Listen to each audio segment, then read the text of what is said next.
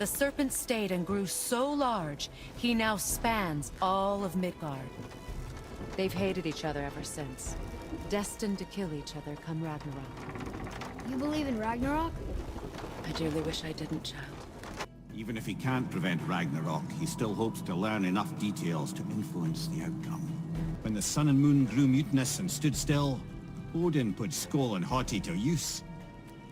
With his ancient magics, he cast the wolves to the heavens, and they began their chase.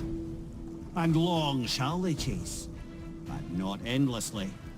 For it is foretold that someday Skoll and Hati will catch and devour their prey. And that day shall be Ragnarok.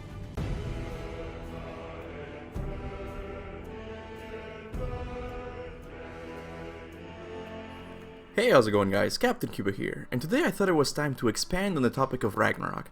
Yesterday, while continuing my Give Me God of War playthrough, I found something huge that I think will happen in the next game. Not only do I believe Modi is still alive, but I believe he will join the Giants in the fight against the Aesir gods. I know, this is a crazy claim, but I have proof. It all starts with the first mural we find in the game. When you open it up, go to the right side panel and you will see a depiction of Ragnarok. At the top we see the wolves Skoll and Hati devouring the sun and the moon, which signals the start of Ragnarok. On the right side we see the Aesir team. There's the army of Valhalla, Odin, Thor, and a mysterious bird who I believe it's Zeus.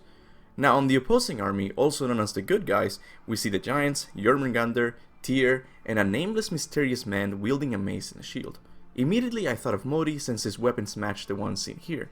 But because he was a loyal member of the Aesir gods, and he's presumably dead, I thought this was an unknown character that will be revealed in the next game. But I actually found proof that this is in fact Modi. Before meeting Brock, you will come across another mural. Here the story of the giant Hundrir is depicted. Mimir tells us that after Thor defeated the giant, his body fell on top of him, and he remained trapped underneath his corpse until his sons Magni and Modi came to his rescue. Both sons are depicted in this mural as well. Here's Magni, and here's Modi. I know this because I actually translated the runes into English. Now if we take this character model and compare it to the one seen at the beginning of the game, you will see that they are both identical. Guys, this means that Modi will eventually fight by our side. This is huge for God of War lore, because Modi betrayed the Aesir gods to join the giants, much like Tyr did. Now I have to come clean and let you know that Mimir does say the murals could show the past or the future, which is true, because in a sense Ragnarok already happened, only on another timeline. Mimir tells us that Jormungandr was fighting Thor in Ragnarok while he was struck with Mjolnir so hard that it split the world tree, causing him to be sent back in time, creating at least two timelines. One in which Ragnarok already happened, and one in which Jormungandr arrived earlier than anticipated. It is possible the Modi seen in this mural belongs to the other timeline, the one where Ragnarok already happened, but I think there's more evidence for him belonging to the second timeline. You know, the one we're experiencing right now. Just think about it, Magni and Modi were sent to Midgard with the mission of capturing the last giant, aka Loki, with the hopes of extracting information on how to get to Jotunheim, but they didn't realize the last giant would be accompanied by a god killer, which is why this happened.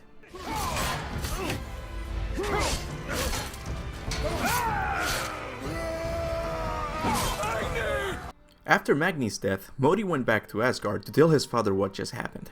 Thor was disappointed in his son's failure to kidnap the last giant, so he beat Modi to a pulp and then exiled him from Asgard.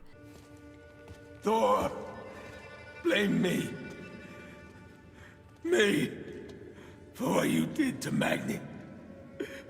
My own father called me a coward. Next we see the interaction where Atreus kills him. But is he really dead? I never thought he was, because technically we only see Modi being stabbed in the neck and then kicked down a cliff. To an ordinary human this would be more than enough to kill him, but Modi is a god. He survived a beating from Thor himself. Why are we assuming a knife wound would kill him? Not only that, but Modi also had an off-screen death. This is a common movie trope in which a character's fate is left ambiguous by not showing their body. Almost an identical example to Modi is Darth Maul. At the end of The Phantom Menace, Obi-Wan cuts Darth Maul in half. We see his body separate as he's falling down a seemingly bottomless shaft. Up until Clone Wars, Star Wars fans thought Darth Maul was dead for sure, until he re-emerged again with a robotic midsection. If we compare Darth Maul's supposed death scene during The Phantom Menace to Modi's supposed death scene in God of War 4, you will see that they are almost identical. This is a much better knife than Mother's.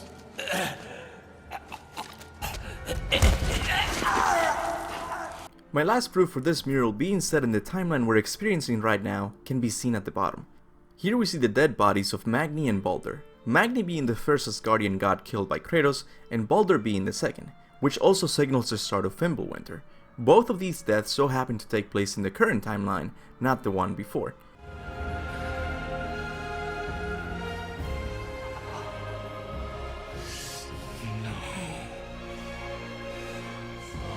And as a bonus, I have to remind you that Modi was looked down by the Asgardian gods because he didn't have beautiful blonde hair like his brother Magni.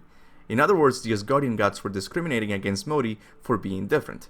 All the more reason to betray them and join the Giants. How this will happen, I'm not sure. He might even be our enemy for the first half of the game, but at the end he will realize the Asgardian gods are the ones to be stopped. So there you have it, guys. I am 100% sure we will see Modi again, and he will most likely help us defeat Thor and Odin during Ragnarok. At least if this mural is to be believed. But what do you guys think about this foul-mouthed god helping us take down the Asgardian gods? Whatever your thoughts are, make sure to leave them down in the comment section below.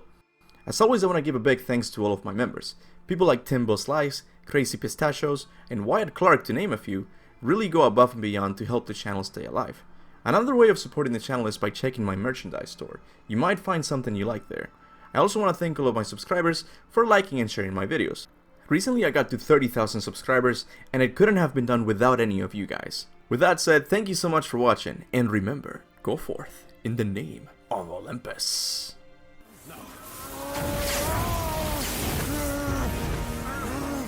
Stay back!